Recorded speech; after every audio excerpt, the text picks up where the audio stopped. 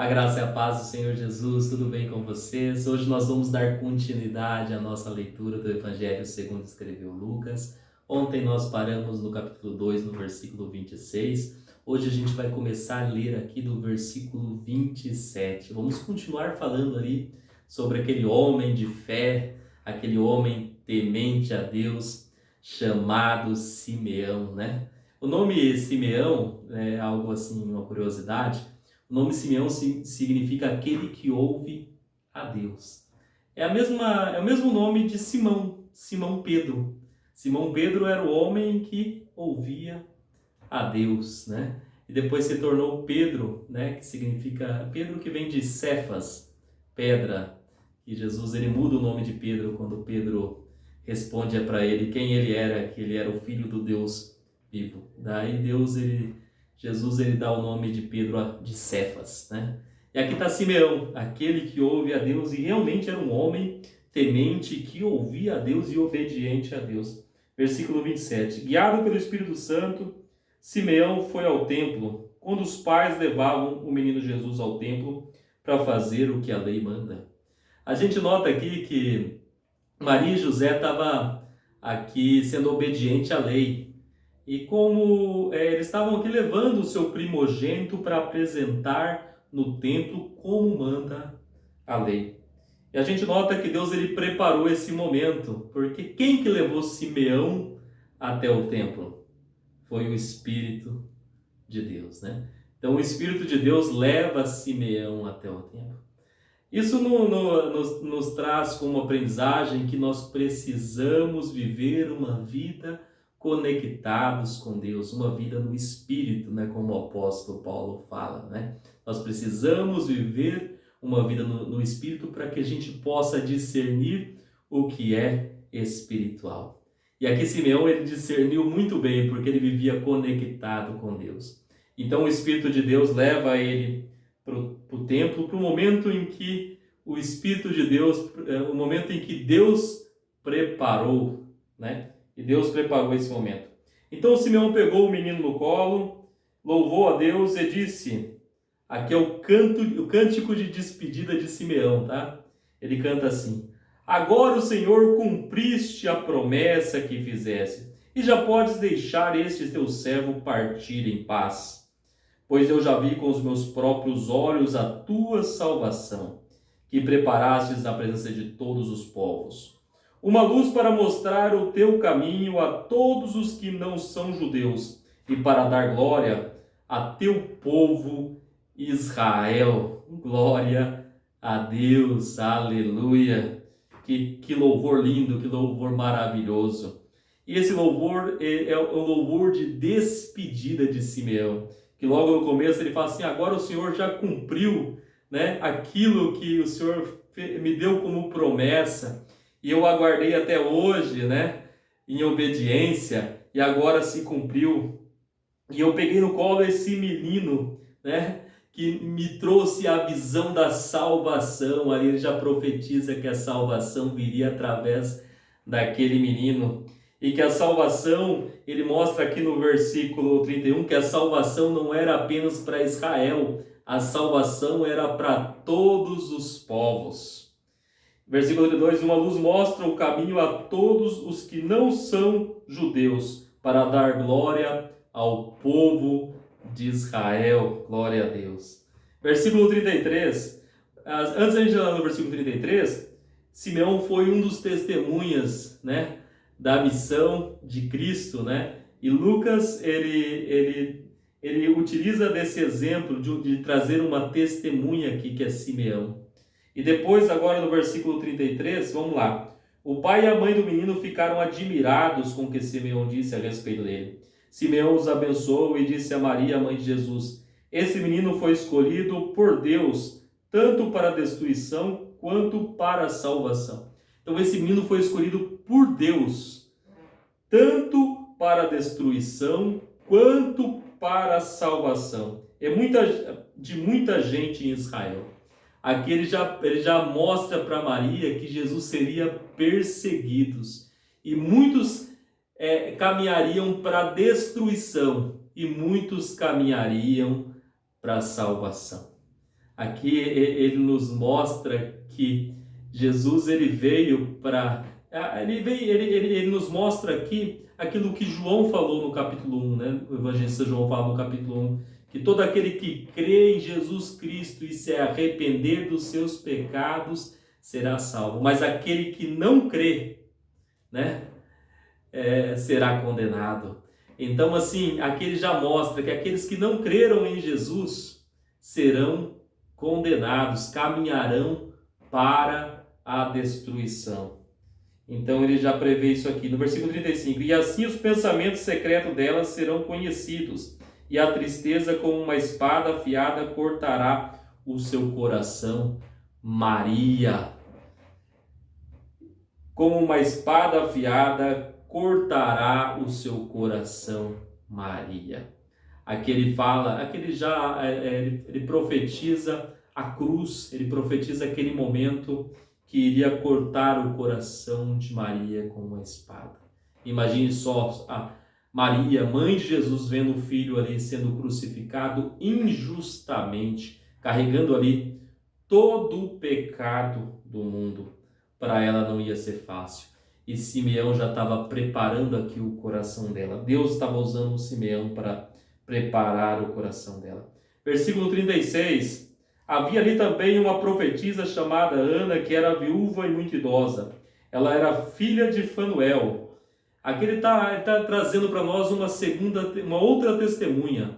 Ana, primeiro traz Simeão, agora traz uma outra testemunha. O interessante aqui é que ele mostra que ela era filha de Fanuel. Então ele dá dados aqui que para comprovar, né, quem era Ana, né? Então, que ela era filha de Fanuel, que era da tribo de Ezer.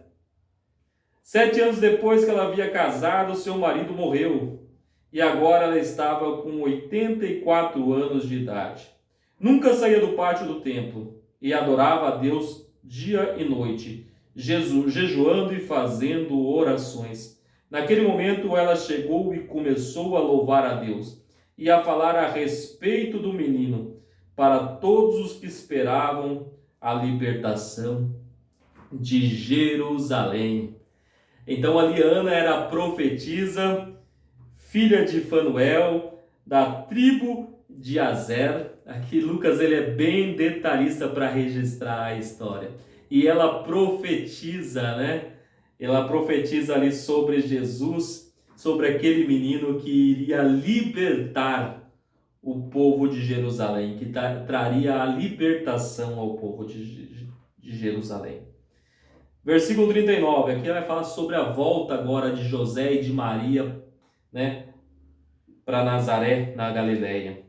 E quando terminaram de fazer tudo o que a lei do Senhor manda, José e Maria voltaram para a Galileia, para a casa deles, na cidade de Nazaré. E o menino crescia e ficava forte, e tinha muita sabedoria, e era abençoado por Deus. Interessante que fala aqui, traz a humanidade de Jesus. Como toda criança, ele crescia e ficava forte e também crescia em sabedoria, mostrando aqui que ele era filho de Deus, mas também ele era filho do homem. E ele aqui como menino, como todo menino, ele crescia, né, em estatura e ficava forte a cada dia.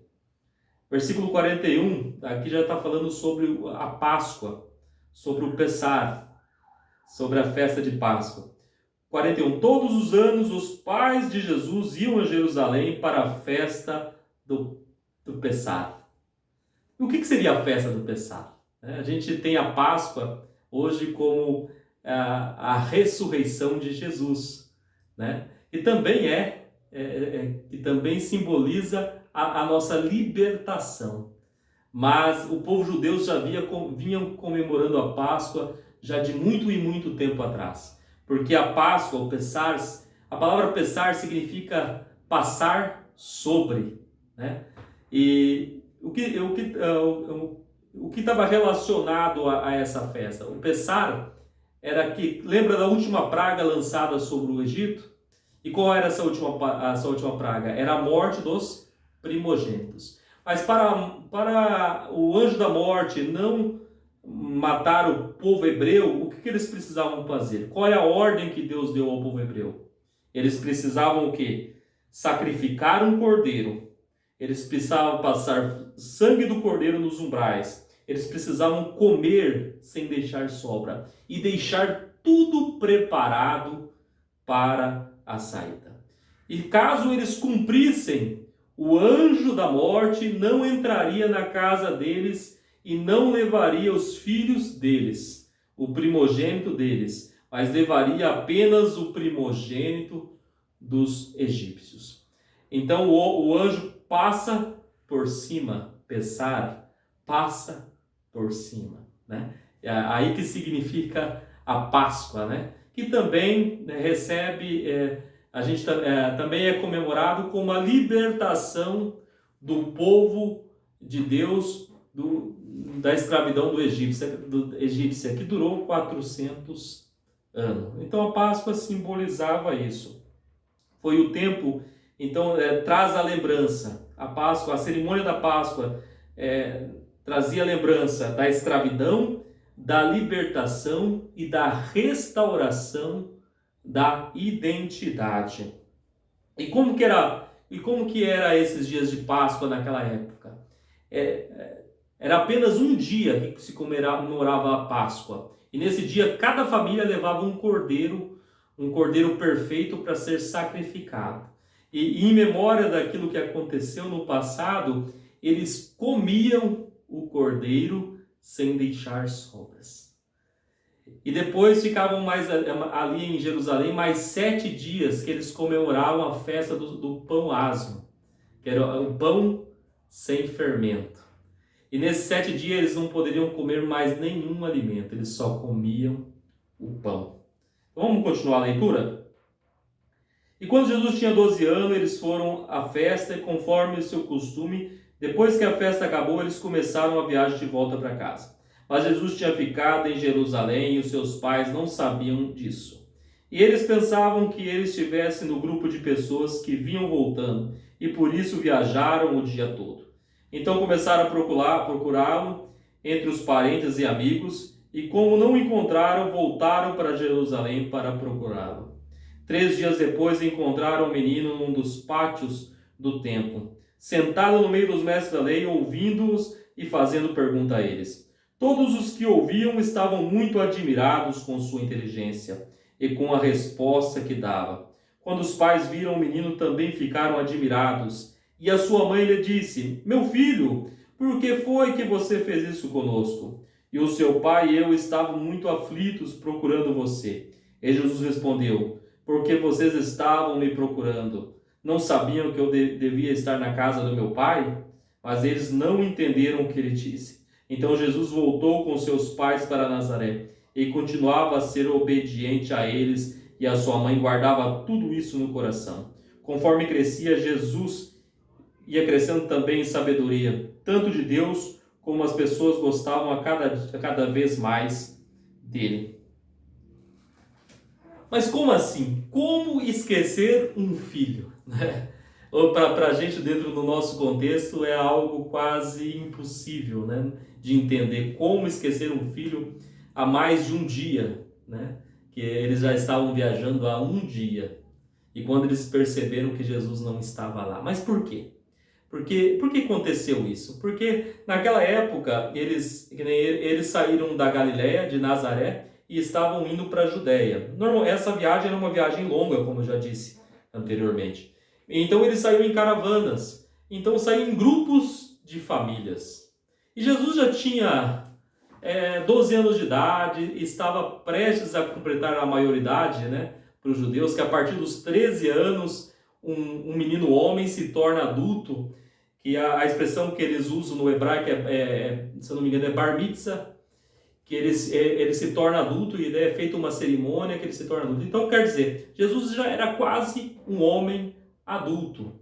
Então naquela época era normal que ele ficasse junto com a família, com os familiares, e ali provavelmente foram vários familiares e conhecidos juntos. Então José e Maria ficaram bem tranquilos, mas quando eles percebem, eles retornam. E aonde Jesus estava? Jesus estava na casa do Pai. E ele fala assim, mas por que vocês estão desesperados aí? Vocês não sabiam que eu estava aqui na casa do meu Pai? E a palavra fala que Maria e José não entenderam, né? Não entenderam, mas ele estava mostrando ali que ele já tinha a percepção da sua natureza divina. E ele entendia que Deus, o Criador, era seu Pai. Yahvé era seu Pai. Então ali ele tinha já essa percepção da sua natureza. O interessante é que ele estava ali conversando com mestres da lei, e ele apenas com 12 anos de idade, homens ali vividos, experientes ali, admirando a sua inteligência. A expressão inteligência que eles se utilizam ali é uma expressão que é uma inteligência que vai além da inteligência humana, que é algo extraordinário, sobrenatural, né? Que palavra linda, meus irmãos. Nós estamos finalizando por aqui hoje. Espero que você tenha feito a leitura junto comigo aqui e que também espero o seu comentário, a sua reflexão sobre a nossa leitura de hoje. Foi um tempo de grande aprendizagem, de construção de conhecimento e nós estamos juntos aí. Espero você no nosso próximo encontro amanhã. Um abraço, Deus abençoe.